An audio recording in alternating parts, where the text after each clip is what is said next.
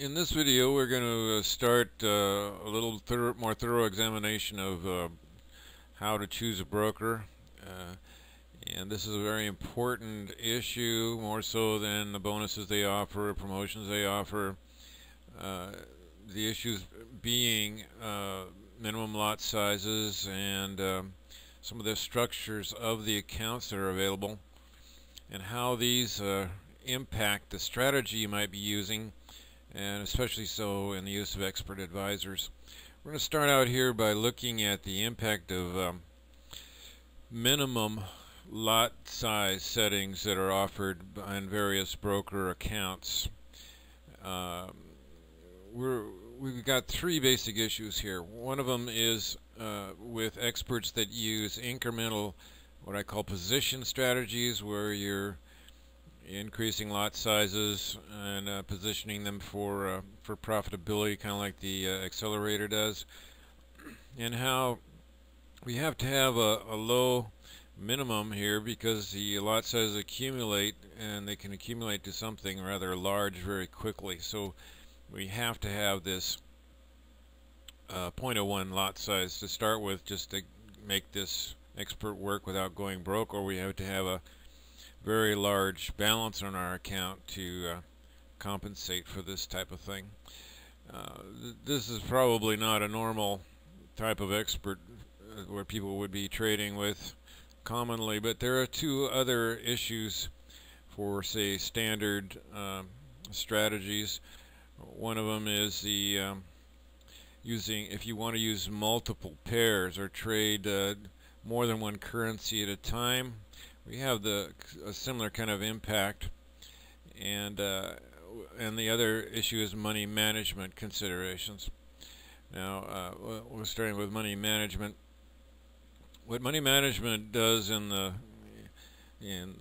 common definition is increment your lot sizes with your increasing balance.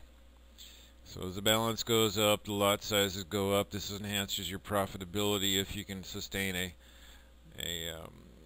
reasonable win percentage. But the thing we're going to look here is, as far as minimum lot sizes go, is notice that if we had a one lot minimum on this account, we're trading here with a 200 margin. How we go 2, 2, 2, 2, then we jump to 3. It's a rounding situation. The programs will round up to that next lot size about here. Over here we get a more gradual increasing of lot sizes, and here we get even a more gradual incrementing. The problem here is that if you are jumping from one to the next lot size, and you should experience a loss right here, your loss is going to be magnified relative to this lower lot size, and then you could get in a situation where you're kicking back and forth and your losses are much greater than your wins, because you're winning at 2 lots and you're losing at 3 lots. This graduated or gradual increasing or incrementing of lot sizes will alleviate some of that.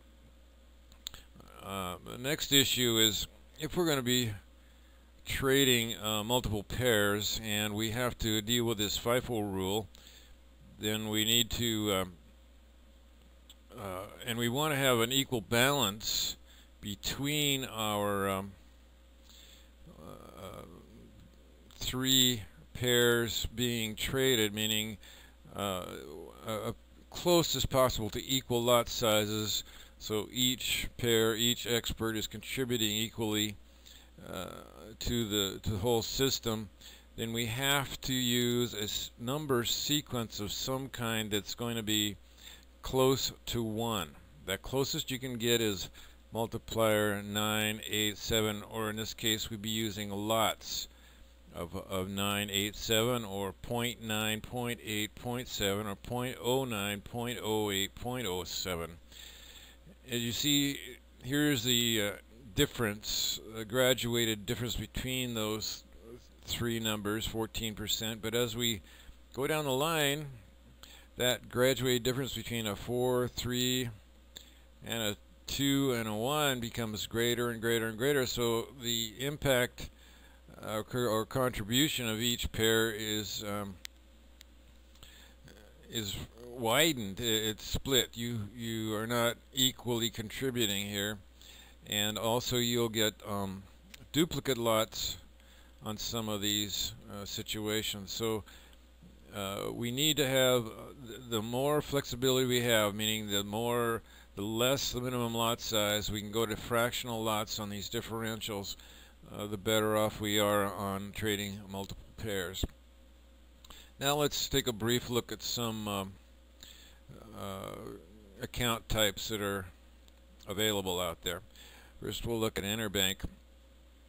Now this arrangement here of having nanos, micros, minis, and standard accounts was the way it was pretty much across the board on those broker platforms that were trying to offer these lower entry point, try it first type of accounts, and then graduating up to standard accounts.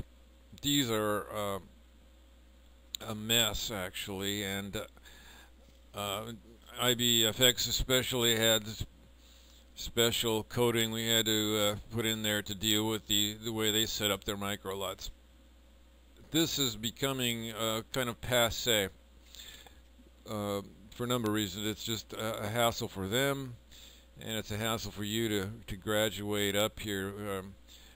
Sometimes there are limits on these things that you have to worry about. You say $100 in your account, then you graduate up to this one, then you get up to $1,000, you have to graduate to this one, and so forth. So you have to watch that balance if you want to stay in this configuration. Recently, the trend is going to penny accounts and no limits, basically.